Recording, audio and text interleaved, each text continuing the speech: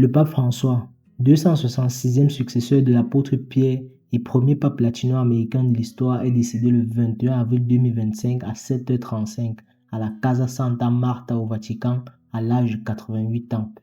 Élu le 13 mars 2013, il aura marqué son pontificat par son humilité, sa proximité avec les pauvres et une vision progressiste de l'Église. Son corps reposait en état de veille à la basilique Saint-Pierre, devant des millions de fidèles et des chefs d'État du monde entier se rassemblaient pour ses funérailles qui s'est déroulées le 26 avril. Il est seulement le deuxième pape à mourir en fonction au XXIe siècle, après Jean-Paul II en 2005. Mais plus qu'un simple décès, cet événement soulève une question universelle.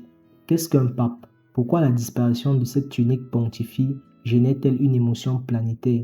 Au-delà de l'institution, le pape incarne une autorité spirituelle, un symbole d'unité pour plus de 1,4 milliard de catholiques et une voix influente sur les grands enjeux sociaux et moraux.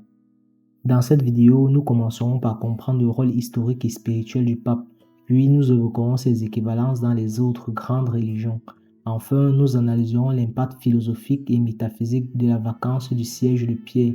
Que révèle la mort d'un tel guide sur notre rapport à la foi, au pouvoir et à l'humanité?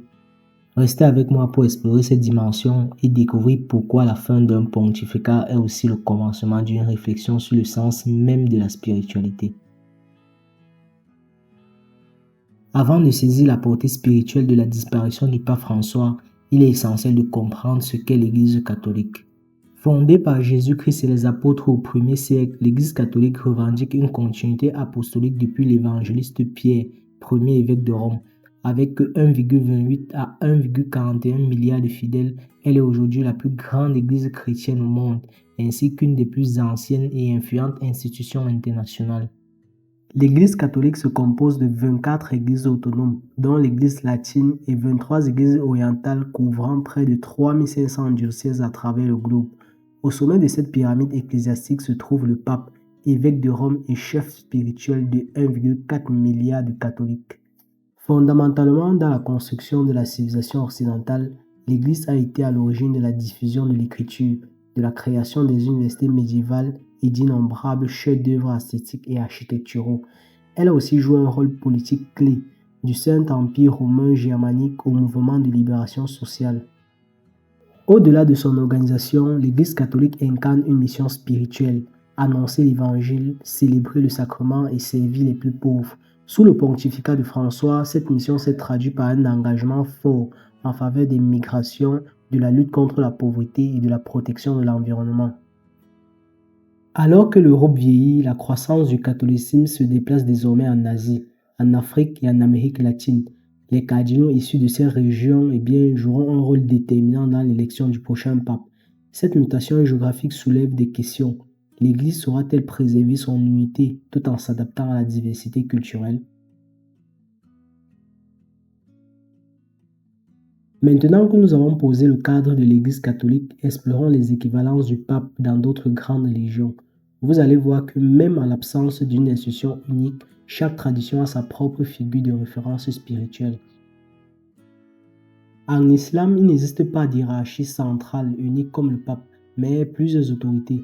Le grand mufti, par exemple, premier juriste chargé d'émettre les avis des droits religieux. On a l'imam qui guide les prières communautaires et l'éducation spirituelle. Historiquement, on parlait du calife qui était le successeur politique et spirituel du prophète Mohammed.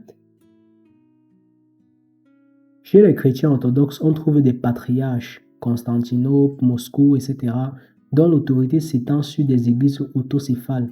Dans l'anglicanisme, le primat d'Angleterre, l'archevêque de Canterbury, joue un rôle spirituel de référence pour l'ensemble de la communion. Dans le judaïsme, le grand rabbi est le chef spirituel d'une communauté nationale, Israël, la France, etc. Chaque synagogue est guidée par un rabbi enseignant la loi et la tradition. En bouddhisme tibétain, le Dalai Lama est le chef du courant Gelug pour des millions de Tibétains et de bouddhistes du monde entier. Il est la voix suprême de la compassion et de la sagesse. L'hindouisme, très décentralisé, ne connaît pas de pape, mais les gourous qui, dans chaque lignée, transmettent la doctrine. Le titre de Jagat Guru, gourou du monde, est réservé à certains maîtres ayant une influence universelle. Dans le sikhisme, le gourou Granth Sahib, le livre sacré, est le guide spirituel éternel. L'autorité temporelle et cérémonielle est exercée par le Jateda du Akal Tagh, gardien des traditions et arbitrage des questions canoniques. Que ce soit un pape, un mufti, un Dalai Lama ou un gourou, chacun de ces figures répond à des besoins universels, guider, unir et incarner la dimension spirituelle de la communauté. Dans notre prochaine partie, nous analyserons l'impact philosophique de la vacance d'une telle autorité. Restez avec moi. Dans cette partie, nous allons explorer comment la mort d'un pape transforme non seulement l'institution religieuse, mais aussi notre rapport à la vie, à la mort et à la foi, en un niveau profondément philosophique et existentiel. La mort du pape François marque l'achèvement d'un chapitre unique dans l'histoire de l'Église, celui d'un pontife qui appelait sans cesse à la miséricorde et à la solidarité. Alors, que signifie pour l'humanité la disparition d'une voie spirituelle capable de toucher plus d'1 milliard de croyants? Pour les philosophes, la mort n'est pas un point final, mais une interrogation radicale sur le sens de l'existence. Emmanuel Lévinas soutient que la conscience de la mort nous confronte à notre responsabilité infinie envers l'autre, comme un appel à vivre éthiquement avant tout. Dans la tradition chrétienne, la mort est perçue non comme une extinction, mais comme une nouvelle naissance.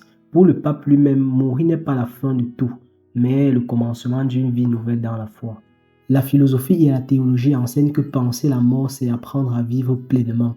Heidegger affirmait « L'angoisse devant la mort révèle l'être pour la mort », nous invitant à une existence plus authentique. Le décès d'un leader religieux rappelle que toute autorité est fondamentalement humaine et mortelle. Ceci rappelle l'idée que la véritable force spirituelle réside dans l'humanité, la capacité à servir malgré la finitude. Lorsque le trône pontifical reste vacant, c'est toute la communauté qui se trouve face à un silence institutionnel. Ce silence devient un espace de médiation. Que reste-t-il de la foi quand le guide disparaît? La mort du pape nous invite à ne pas dépendre d'un seul visage, mais à assumer personnellement notre quête de sens. C'est un appel à vivre notre foi dans chaque instant, conscient de cette finitude et de notre responsabilité envers les autres.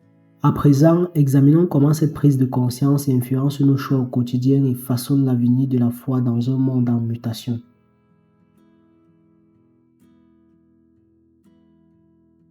La mort du pape François a rassemblé 250 000 fidèles à Rome pour lui rendre un dernier hommage, témoignant d'un véritable tournant pour l'Église catholique. Certains voient dans ce décès la fin d'une ère portée par la miséricorde et la modernité, tandis que d'autres craignent un retour aux traditions conservatrices.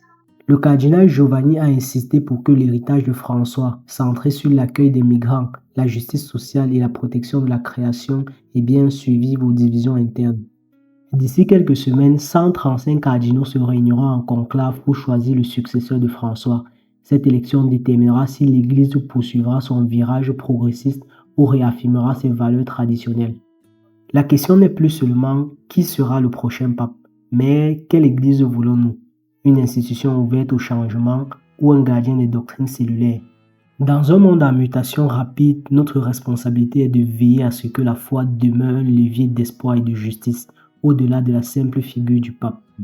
Cette succession n'est que le début d'un chapitre nouveau pour l'Église et pour chacun d'entre nous.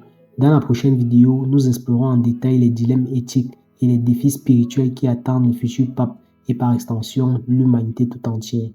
Voilà, nous avons exploré le sens profond du pontificat, ses équivalents dans le monde et même la dimension philosophique de la fin d'un pape. Maintenant, j'aimerais savoir, que ressentez-vous face à cette transition spirituelle? Partagez vos réflexions en commentaire, vos idées comptent beaucoup.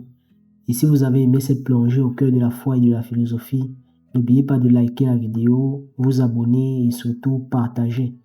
Merci d'avoir regardé et à très bientôt pour une nouvelle vidéo.